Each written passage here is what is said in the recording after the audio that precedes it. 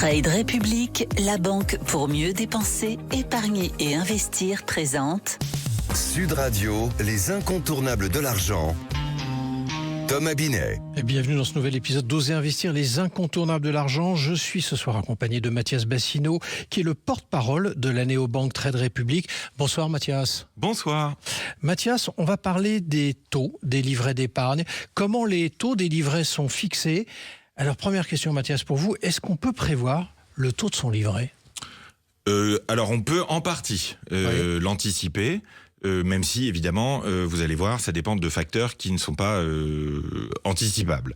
Donc, il faut savoir plusieurs choses. D'abord, le taux des livrets d'épargne réglementés en France est proposé par la Banque de France en se basant sur l'inflation, les taux interbancaires des 6 derniers mois, mais tout en ayant en tête que le mot final reste aux politiques. Par exemple, récemment, on a changé le taux du livret d'épargne populaire et la Banque de France avait proposé un taux. Le politique a décidé de le laisser plus élevé pour soutenir l'épargne populaire. Donc, il y a la dimension d'inflation, il y a les taux d'intérêt de manière générale en Europe et en France qui peuvent être un peu différents. Et enfin, la décision politique. Actuellement, le livret A est à 1,5% contre 1,7% en 2025. Le livret d'épargne populaire, lui, a été maintenu à 2,5%, alors qu'une application de la formule de calcul de la Banque de France aurait amené à 1,9%. Donc il y a aussi un soutien politique à l'épargne populaire. On a aussi le livret de développement durable et solidaire à 1,5% comme le livret A, et les fameux plans épargne logement à 2% brut pour les nouveaux PEL ouverts en 2026. Donc, dernier point important sur le mode de calcul, ça c'est lié aussi au taux d'intérêt de la dette française. Et la dette française aujourd'hui, elle coûte 1% de plus que la dette allemande par exemple, c'est énorme. Donc la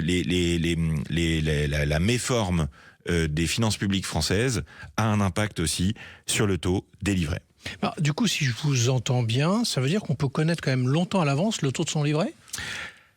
On peut l'anticiper environ, à peu près, mais on peut pas le savoir de manière ferme et définitive. C'est pour ça que pas mal d'épargnants préfèrent choisir des obligations. On en a déjà parlé dans cette chronique, puisque quand on a une obligation, on a un taux de rendement qui est connu à l'avance jusqu'à la date de fin de l'obligation.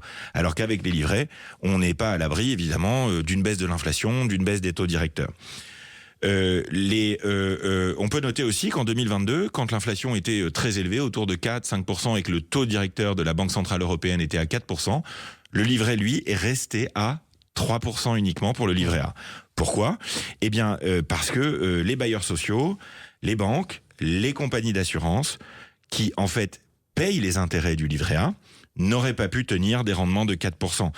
Et ce qu'on explique beaucoup aux Françaises et aux Français, c'est que le livret A finance, entre autres, le logement social.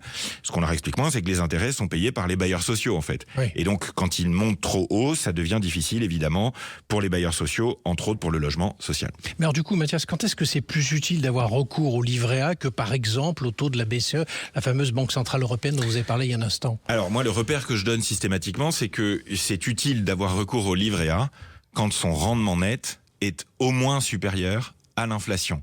Et pas pour toute votre épargne, pas pour tous vos investissements de long terme. Par exemple, mettre de l'argent sur un livret A pour un enfant à sa naissance, ça n'a pas vraiment de sens parce que vous allez juste battre l'inflation et encore pas toutes les années, mais vous n'allez pas faire fructifier votre capital. Donc, il faut être lucide sur la réalité de l'inflation, la réalité du rendement du livret A, et s'il est supérieur à l'inflation, à ce moment-là, vous pouvez y aller, mais uniquement pour votre épargne de précaution. Merci Mathias pour votre analyse et on vous retrouve mardi prochain pour un autre numéro d'Oser investir, les incontournables de l'argent. Et pour ce qui me concerne, je vous donne rendez-vous dimanche matin, 9h25, dans la matinale week-end. Sud Radio, les incontournables de l'argent. Thomas Binet. Avec Trade République, la banque pour mieux dépenser, épargner et investir.